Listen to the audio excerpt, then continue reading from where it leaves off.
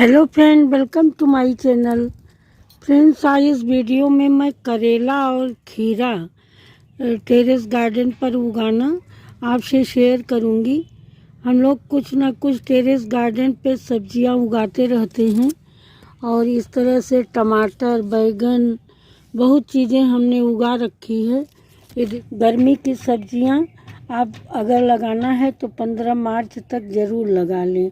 वैसे भी अब लेट हो गई है, गर्मी की सब्जियां फरवरी में ही लग जाना चाहिए। आज 1 मार्च है तो आज मैं करेला और खीरा लगाना आपसे शेयर करूंगी। तो फ्रेंड, ये मेरा 16 बाई 16 का प्लास्टिक का गमला है जिसमें कि मैंने खूब नीचे बढ़िया से 4 बड़े बड़े होल कर लिए हैं और ये साइड से 2 होल कर लिया है कि इसमें पानी ना रुके। प्लास्टिक के गमले का यही सबसे बड़ा माइनस पॉइंट रहता है, इसमें पानी न रुकने पावे। तो इसके लिए इसमें खूब ज़्यादा होल करने की ज़रूरत होती है। और नीचे मैंने इसमें 20% गमला अपना जो है पत्तियों से भर लिया है। और ये एक बकेट है, ये 12 बाई 12 की है। इसमें मैं खीरा लगाऊंगी और इसमें मैं करेला लगाऊंगी। पत्तियों का रखने का ये रीज़न क्योंकि गर्मी की सब्जियां हैं, इनमें पानी की ज़रूरत बहुत होती है। तो नीचे पत्तियां रहेंगी तो ह्यूमिडिटी बनी रहेगी।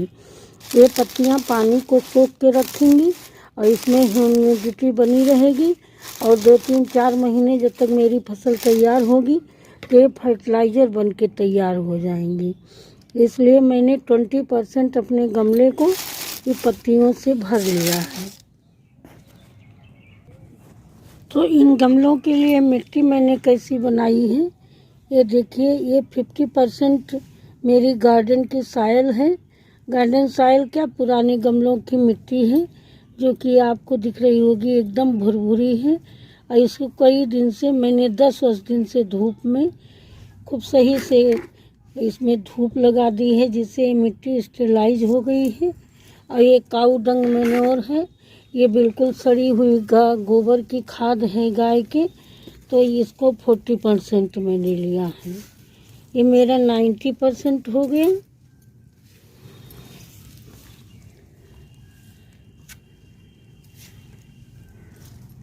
और उसके बाद मैं टेरेस गार्डनिंग में लोग ज़्यादातर गमले की मिट्टी को पोरस बनाने के लिए कोकोपीट का यूज़ करते हैं, लेकिन मैंने यहाँ पर धान की भूसी, राइस हस्क का उपयोग किया है।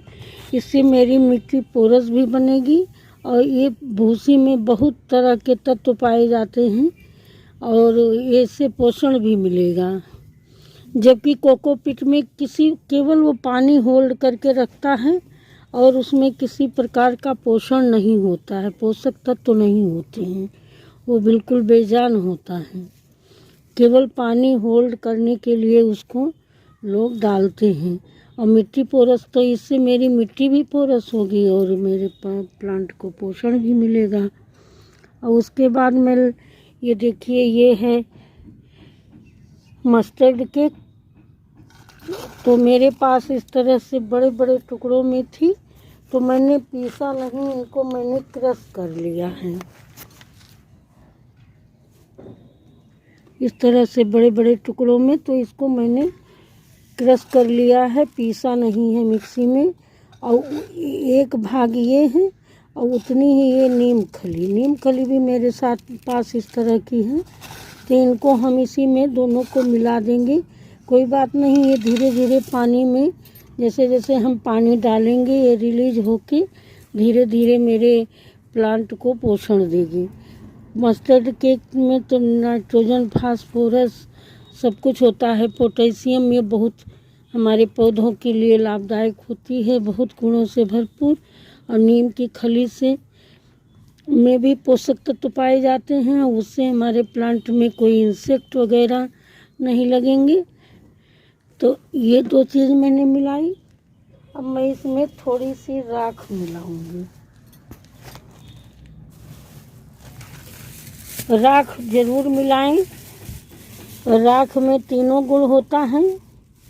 ये फंगस से भी बचाता है, ये फर्टिलाइज़र भी है, इसमें पोटेशियम केवल वो नाइट्रोजन नहीं होता और इसमें कैल्शियम, फास्फोरस, पोटेशियम, मैग्नीशियम सब होता है। और ये इंसेक्ट वगैरह से बचाता है, फंगस से बचाता है। तो राख आप ज़रूर मिलाएं मिट्टी में। थोड़ी सी चाय की पत्ती मैं इसमें मिलाऊंगी। चाय की पत्ती मिलाने से क्या होगा, हमारी मिट्टी एसिडिक बनेगी। जितने भी फ्रूट प्लांट होते हैं उनको एसिडिक मिट्टी ज़्यादा पसंद होती है। तो इससे मेरी मिट्टी, इससे पीएच मान इसका बैलेंस होता है। तो चाय की पत्ती मैं मिला दूंगी इसमें, 1 मुट्ठी लगभग चाय की पत्ती। यूज्ड टी लीव्स में धुल के और सुखा के लाई थी, तो इसमें मैंने मिक्स कर दिया है। इतनी चीज़ें मिलाने के बाद मेरी मिट्टी बहुत पोषण युक्त हो गई है। अब मैं इसको अपने गमलों में भरूंगी।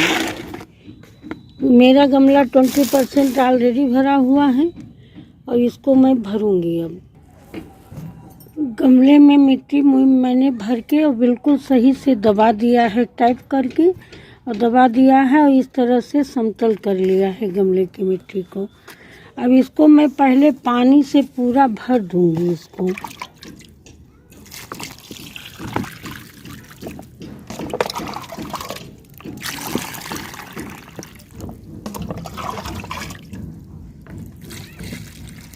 दो इंच गमला मैंने खाली छोड़ रखा है, जिससे कि इसमें जो है बाद में हमको फर्टिलाइज़र वगैरह डालने के लिए कोई दिक्कत ना हो। अब इसमें पानी अभी बैठ जाएगा, पूरा नीचे चला जाएगा। ये हैं करेले के बीज, 5 बीज करेले के हैं और इतने जो है खीरा के बीज हैं। इनको मैंने 24 घंटे पानी में भिगो के रखा था। लोग इसका लगाने का आप ये डायरेक्ट भी लगा सकते हैं और लोग इसको पहले इसकी सीडलिंग तैयार करते हैं। इस तरह से सीडलिंग तैयार करके सकते हैं। मैंने एक ही बड़े से पॉट में कई सीड लगाए हैं, जिनका कि जर्मिनेशन देखिए हो गया है और हो भी रहा है। और कुछ लोग छोटे छोटे ग्लासेज में लगाते हैं या सीडलिंग ट्रे में लगाते हैं। तो हमें वो मेथड कम समझ में आता है। इसको तो मैंने ट्राई करने के लिए लगाया था। तो देखिए मेरे सारे सीड जम गए हैं। ये हैं तोरई के बीज और लौकी के। तो ये देखिए बिल्कुल जर्मिनेशन रेट इसका अच्छा। मैंने 6 बीज लगाए थे, 5 निकल आए हैं, 1 अभी नहीं निकला है। और लेकिन मैं ऐसे डायरेक्ट, क्योंकि जब उनको शिफ्ट किया जाता है, रिपोर्ट किया जाता है, तो उसमें जो है प्लांट को शॉक लगता है, रिपोर्टिंग शॉक। तो इससे बचने के लिए आप डायरेक्ट अगर सीड लगाएंगे तो ज़्यादा अच्छा। और फिर प्लांट को, छोटी सी सीडलिंग को सरवाइव करने के लिए कम से कम 10-15 दिन लग जाते हैं, तब वो उस कंडीशन में आ पाता है और उसकी ग्रोथ शुरू होती है। अब ऐसे आप डायरेक्ट लगा देंगे तो ये इसी में ग्रोथ करता है। तो अगर आपको एक प्लांट पाना है तो आपको कम से कम 3 सीड लगाना ज़रूरी है। तो इस तरह से इसको आधा इंच लगभग गहराई में ये सीड हम लगा देंगे। इस गमले में मैं 5 सीड लगाऊंगी। जैसा मैंने आपको दिखाया था, मैं ऑलरेडी लगा चुकी हूँ 2 गमले में कल, लेकिन मैं वीडियो नहीं बना पाई थी, इसलिए आज मैं लगा रही हूँ तो आपसे वीडियो शेयर कर रही हूँ। इस तरह से देखिए 4 सीड मैंने लगा दिया है और 1 मैं बीच में लगा दे रही हूँ। देखते हैं कितने सीड निकलते हैं। कम से कम मुझे इसमें 2 प्लांट चाहिए और ज़्यादा निकलेंगे तो मैं उनको निकाल के कहीं और शिफ्ट कर दूँगी, क्योंकि ये 16 बाई 16 का मेरा गमला है। तो इसमें 2 प्लांट इनफ होगा इसको सरवाइव करने के लिए और इसकी ग्रोथ के लिए। देखिए मैंने इस तरह से इसको पहले ही मैंने पानी इसमें भर दिया था। मिट्टी बिल्कुल गीली है, फिर बाद में ज़्यादा पानी डालने पे मेरे सीड इधर उधर हो सकते हैं। अब लगाने के बाद भी मैं एक बार थोड़ा पानी इसमें डाल दे रही हूँ। देखो ट्विंकल है। अब इसमें मैं खीरा लगाऊंगी। खीरा लगाने के लिए बहुत बड़े पॉट की आप 12 बाई 12 के भी ग्रो बैग में लगा सकते हैं। तो इसको भी मैं ऐसे थोड़ी थोड़ी दूर पे लगा दे रही हूँ। इतने सीड मेरे बचे हैं और जो एक्स्ट्रा मुझे लगेगा उसको मैं कहीं और शिफ्ट कर दूँगी। इस तरह से हर होल में उंगली की सहायता से मैंने होल बना लिया। हर होल में एक सीड में डाल दूँ। इसमें पूरे में मैं खीरा लगा दूँगी।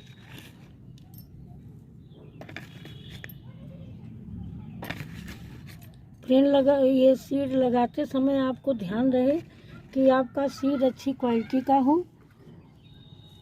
पॉट की साइज़ अच्छी हो, मिट्टी आपकी भुरभुरी हो, वेल ड्रेन्ड हो और पौष्टिक गुणों से भरपूर हो। और आप जहाँ लगा रहे हैं छत पर दिन भर की धूप लगे, दिन भर की नहीं तो कम से कम 5-6 घंटे की धूप इनके लिए बहुत रिक्वायर्ड होती है। खुली छत पर ही लगाएं। टेरेस गार्डनिंग इतना आसान भी नहीं होता है, इसमें पानी की बहुत ज़रूरत होती है। पानी की व्यवस्था बना के रखें। गर्मी की सब्जियां हैं तो इनको पानी बहुत चाहिए होता है। तो फ्रेंड, इन सब बातों का, और बेल वाली सब्जियों के ये क्रीपर होती हैं, इनको क्रीपर नेट और बांस बल्ली गाड़ के रस्सी बांध के आपको इनके चढ़ने की व्यवस्था ज़रूर करनी होगी, तभी इनमें आपको भरपूर फ्रूटिंग मिल पाएगी। ठीक है दोस्तों, करेला और खीरा लगाने का वीडियो मैंने शेयर किया। कैसी लगी वीडियो आप कमेंट करके ज़रूर बताइएगा। फिर मिलेंगे अगले वीडियो में नई जानकारी के साथ। तब तक के लिए thank you. Happy gardening. Take care friend.